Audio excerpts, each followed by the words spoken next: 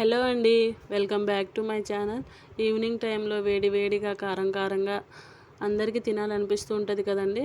అలాంటప్పుడు ఈ చిటి చిటి పునుగులు వేసి చూడండి. చాలా అంటే చాలా బాగుంటుందండి. పిల్లలు కానీ పెద్దవాళ్ళు కానీ అందరూ చాలా ఇష్టంగా తింటారండి.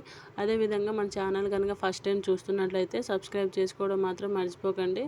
మరి మీకు ఎలాంటి వీడియోస్ కావాలో నా కామెంట్లో కామెంట్ చేయండి. ఏం లేదండి, మన ఇంట్లో దోశ రుబ్బు మిగిలిపోతూ ఉంటుంది కదండి.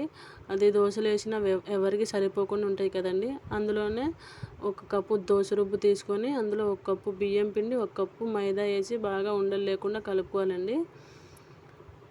ఇలా బాగా కలుపుకొని అందులోనే రుచికి సరిపడా ఉప్పు, 1 టేబుల్ స్పూన్ వాము, 1 టేబుల్ స్పూన్ కారం, చిటికెడు పసుపు కూడా వేసుకొని బాగా మిక్స్ చేసుకోవాలండి. బ్యాటర్ కనుక గట్టిగా అనిపిస్తే మాత్రం కొంచెం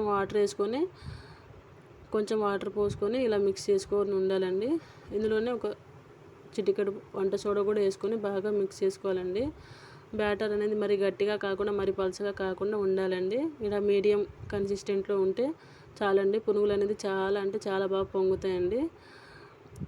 అలాగే స్టవ్ మీద కడాయి పెట్టుకొని కడాయిలో ఆయిల్ వేసి బాగా హీట్ అవ్వనివ్వాలండి. ఆయిల్ బాగా హీట్ అయిన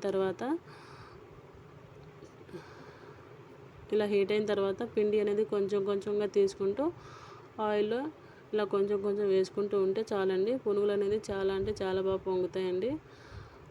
ఆయిల్ అనేది బాగా హీట్ అవ్వనివ్వాలండి, అప్పుడే ఇలా పొంగుతాయండి. లేదంటే లోపల పచ్చి పచ్చిగానే ఉంటాయండి.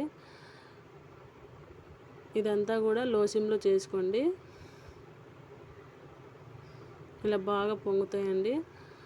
టేస్ట్ కూడా చాలా అంటే చాలా బాగుంటుందండి. ఇలా పిండి మొత్తాన్ని కూడా ఇలా కొంచెం కొంచెంగా ఆయిల్లో వేసుకుంటూ ఇలా చేసుకోవాలండి.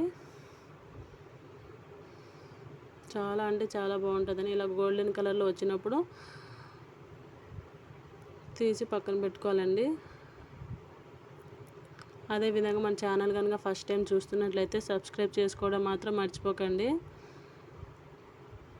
మీరు కూడా ఇంట్లో ట్రై చేయండి. మీకు ఎలా వచ్చిందో నా కామెంట్లో కామెంట్ చేయండి. చూడండి, లోపల సాఫ్ట్గా బయట క్రిస్పీగా చాలా అంటే చాలా బాగుంటుందండి. చట్నీలో కానీ దేంట్లోనైనా